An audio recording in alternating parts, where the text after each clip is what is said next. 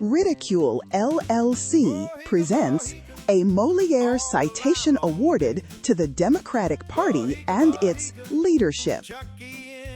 In the aftermath of our national celebration of the 250th anniversary of the first Independence Day, when the Declaration of Independence was signed on July 4, 1776, we are witnessing the rejection by the Democratic Party of nearly everything the United States of America stands for.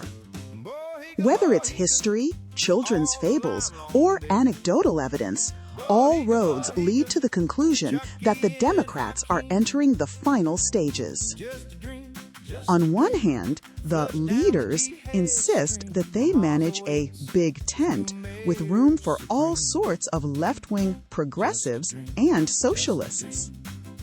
On the other, we see those same socialist forces attacking incumbent Democrats supported by leadership and successfully replacing them.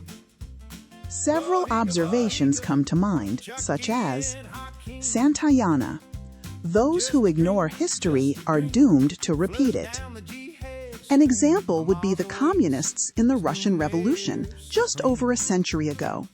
They were divided into two camps: the violent revolutionary Bolsheviks and the moderate evolutionary Mensheviks.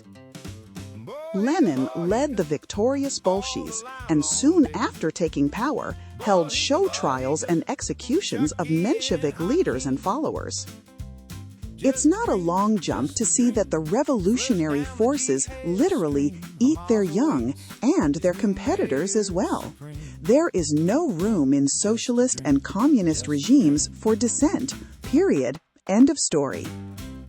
Of course, the script may be a little different in trying to overthrow a republican democracy as opposed to a monarchy, so we'll temper our observation by quoting Mark Twain, who said, "History doesn't repeat itself, but it rhymes." Both traditional activists and second-tier Democrat incumbents are expressing their concerns. James Carville says he's quitting the Democrats. Elissa Slotkin worries about the left-leaning trends threatening to abandon Middle America. Democrat members of the No Labels Party are befuddled. Senator John Fetterman openly defies the Democrat leaders, even voting with the Trump supporters on numerous contested votes. New York, city and state, appear to be caving in faster and deeper than other places, which places the Democrat leaders in both houses in a bind. So far, it looks like both Chuck Schumer and Hakeem Jeffries are laboring under the delusion that if they just feed the beast, it will eat them last. How can a major party engage in such magical thinking to believe that they can openly pray for the defeat and embarrassment of the USA and still pretend to represent the interests of our nation or comply with their oaths of office? With the rise to power of the Tea Party and the Freedom Caucus, the Republicans have suffered the designation and exile of rhinos, Republicans in name only. Under present trends, the Democratic Party is on the road to a similar phenomenon, dinos being driven out of the party, perhaps to find a political home elsewhere.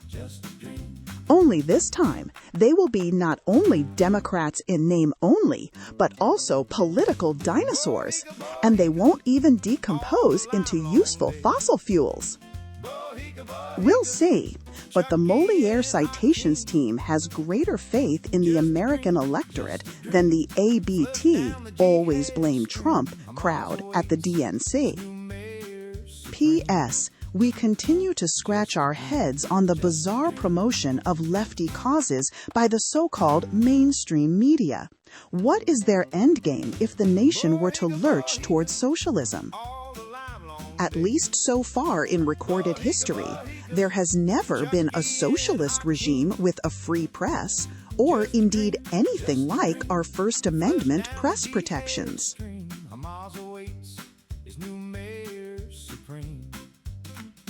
Just a dream, just a dream.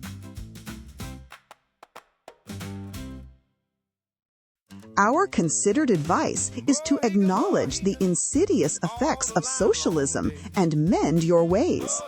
Otherwise, you can prepare by honoring the long-standing advice of the ancients. BOHIC. Bend over. Here it comes again. For readers who prefer their political history with a country shuffle, don't miss our companion song, BOHICA, because some lessons are easier to remember when you can sing them.